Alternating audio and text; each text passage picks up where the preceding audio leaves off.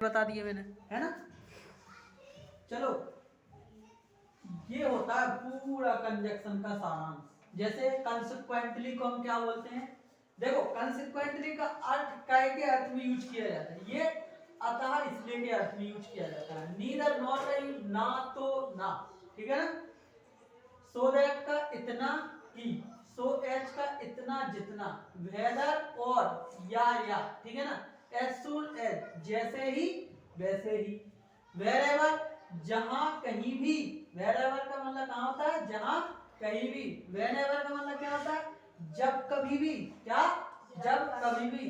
White का मतलब क्या होता है, के दौरान, है ना, क्या, के दौरान। ध्यान रखना इस बात का। एज का मतलब क्योंकि, इसलिए।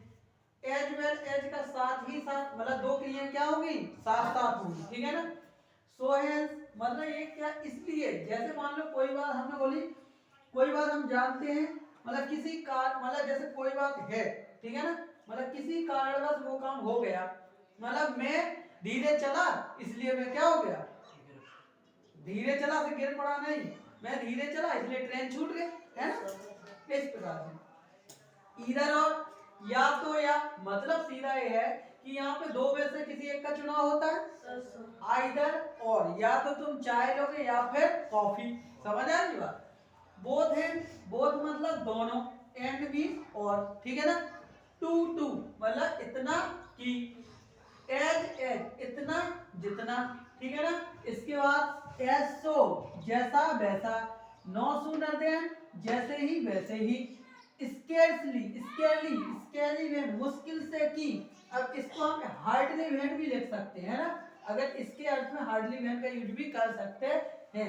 वेयर मतलब जहां, वेन जब, अनटिल अनलेस जब तक, मतलब तब तक जब तक, तब तक जब तक, ठीक है ना।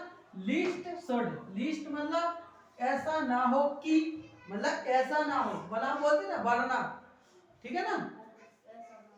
सच दैट इतना कि, प्रोवाइडेड बशर्ते, जो यद्यपि फिर भी, वेयरएज जबकि, एज तो मानो, एज इफ मानो कि, एज फॉर एज जहां तक कि, नेवरथलेस के बावजूद।